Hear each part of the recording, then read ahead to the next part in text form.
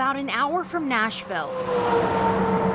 Straight up 65 and 15 miles into Kentucky is a place travelers go to find the intersection of Civil War history and an unexplained haunting. It's what they call an enigma. Octagon Hall served as a hospital for Confederate soldiers during the Civil War and a target for the Union Army. Ghost hunters say some of the soldiers who invaded never left. He was a spy, and he would dress up as a woman, and his nickname was Sue Mundy.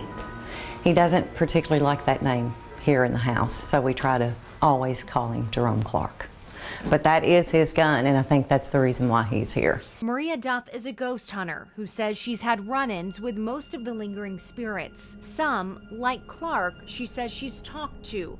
Others, like a man they call Eddie. You'll hear in the house, sometimes you'll hear a sound, and it's like he's dragging his leg.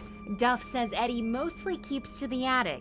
And he was up there for 3 days before the Union Army left, and he was already deceased.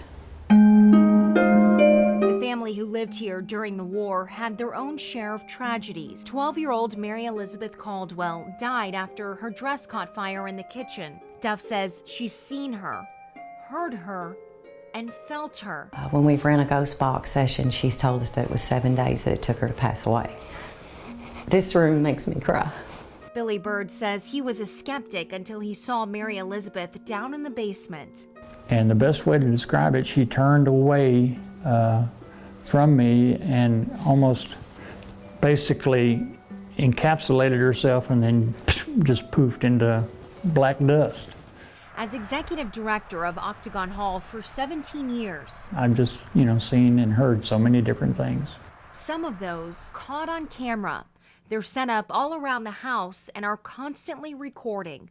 In this video, the door to Mary Elizabeth's bedroom is seen closing, and Bird says it happened after the house was empty for hours. Disbelief.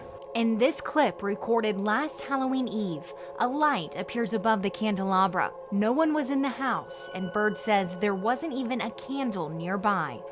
You finally come to the position that, well, if it's not natural, it has to be supernatural. Strange happenings seen and heard. Bird says he was in the room when this audio clip was recorded, but they didn't hear the voice until playing it back. They take good care of you here?